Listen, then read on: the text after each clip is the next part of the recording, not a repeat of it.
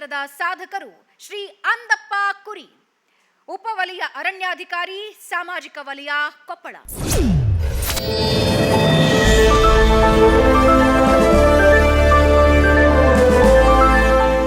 ಅಂದಪ್ಪ ಕುರಿ ಅಂದ್ರೆ ಕೊಪ್ಪಳ ಜಿಲ್ಲೆಯಲ್ಲಿ ಸಾಲುಮರದ ತಿಮ್ಮಕ್ಕಳಷ್ಟೇ ಪ್ರಸಿದ್ಧಿ.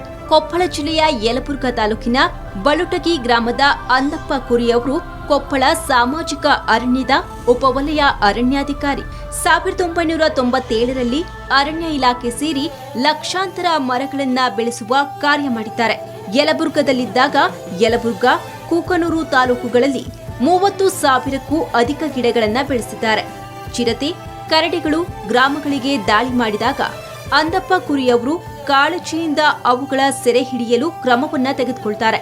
ಅನೇಕ ವಿದ್ಯಾರ್ಥಿಗಳ ಉನ್ನತ ವ್ಯಾಸಂಗಕ್ಕೆ ಧನ ಸಹಾಯವನ್ನ ಮಾಡಿದ್ದಾರೆ. ಗ್ರಾಮದ ಸರ್ಕಾರಿ ಪ್ರೌಢಶಾಲೆಗೆ ಕನ್ನಡಪ್ರಭ ಯುವ ಆವೃತ್ತಿಯನ್ನ ಪ್ರತಿ ಮಕ್ಕಳಿಗೆ ಪ್ರಾಯೋಜಿಸಿದ್ದಾರೆ.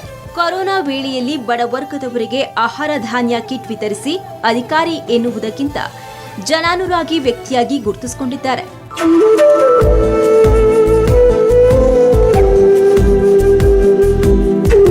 ಅಂದಪ್ಪ ಕುರಿಯವರು ಯಲಬುರ್ಗಾ ತಾಲೂಕಿನ ರಸ್ತೆ ಬದಿಯಲ್ಲಿ ಬೆಳೆಸಿರುವ ಗಿಡಗಳು ಹಚ್ಚ ಹಸಿರಿನಿಂದ ದಾರಿಯುದ್ದಕ್ಕೂ ನೆರಳು ತಂಪು ನೀಡುತ್ತಿವೆ.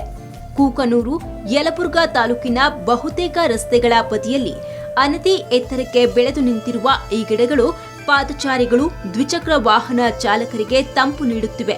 ಜನರಿಗೆ ನೆರಳು ಹಾಗೂ ಗೂಡು ಕಟ್ಟಲು ಪಕ್ಷಿಗಳಿಗೆ ಆಸರೆಯಾಗಿವೆ.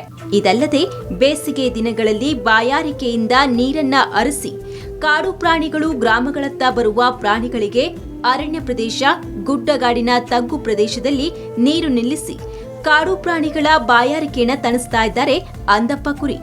ಕೂಕನೂರು ತಾಲೂಕಿನ ಅರಕೇರಿ ಡ್ಯಾಂ, ಯಲಬುರ್ಗಾ ತಾಲೂಕಿನ ತಲ್ಲೂರು ಕೆರೆಗೆ ಬರುವ ಸಾವಿರಾರು ವಲಸೆ ಪಕ್ಷಿಗಳ ಸಂರಕ್ಷಣೆಯಲ್ಲೂ ಅಂದಪ್ಪ ಕುರಿ ತೊಡಗಿಸಿಕೊಂಡಿದ್ದಾರೆ. ಇವರಿಗೆ ಕನ್ನಡಪ್ರಭ ಮತ್ತು ಏಷ್ಯಾನೆಟ್ ಸುವರ್ಣ ನ್ಯೂಸ್ ವತಿಯಿಂದ ಸುವರ್ಣ ಕನ್ನಡಿಗ ಪ್ರಶಸ್ತಿ ನೀಡಿ ಗೌರವಿಸಲಾಗುತ್ತಿದೆ.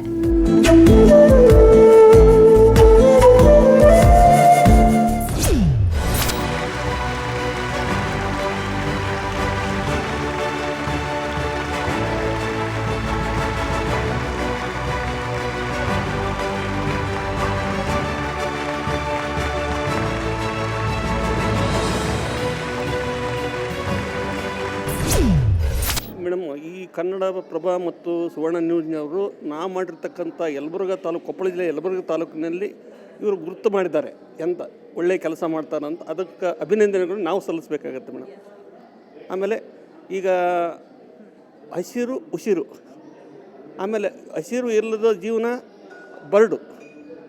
ಆಮೇಲೆ ಒಬ್ಬರು 10 ಮಕ್ಕಳು ಹಡಿಬೋದು, ಒಂದು ಗಿಡ ನೆಡೋದು ಕಷ್ಟ. ಒಂದು ಗಿಡ ಹೆಂಗಂದ್ರೆ ಅದು ಕೊನೆಗಾಲದಲ್ಲಿ ನಮ್ಮ ಹುಟ್ಟಿದ ಮಕ್ಕಳು ಅನ್ನ ಹಾಕ್ತಾರಲ್ಲ ಗೊತ್ತಿಲ್ಲ, ಆದರೆ ನೆಟ್ ಗಿಡ ಅನ್ನ ಹಾಕುತ್ತಾ, ಯಾವ ರೀತಿ ಹಣ್ಣು ಕೊಡುತ್ತಾ, ನೆರಳು ಕೊಡ್ತಾ, ಉಸಿರಾಡಲು ಗಾಳಿ ಕೊಡ್ತಾ. ಅದಕ್ಕೆ ಕನ್ನಡಪ್ರಭ ಮತ್ತು ಸುವರ್ಣ ನ್ಯೂಸ್ ಚಾನಲ್ ನನಗೆ ಗುರ್ತು ಮಾಡಿದ್ದಕ್ಕೆ 100 ಅಭಿನಂದನೆಗಳನ್ನು ಸಲ್ಲಿಸ್ತೇನೆ.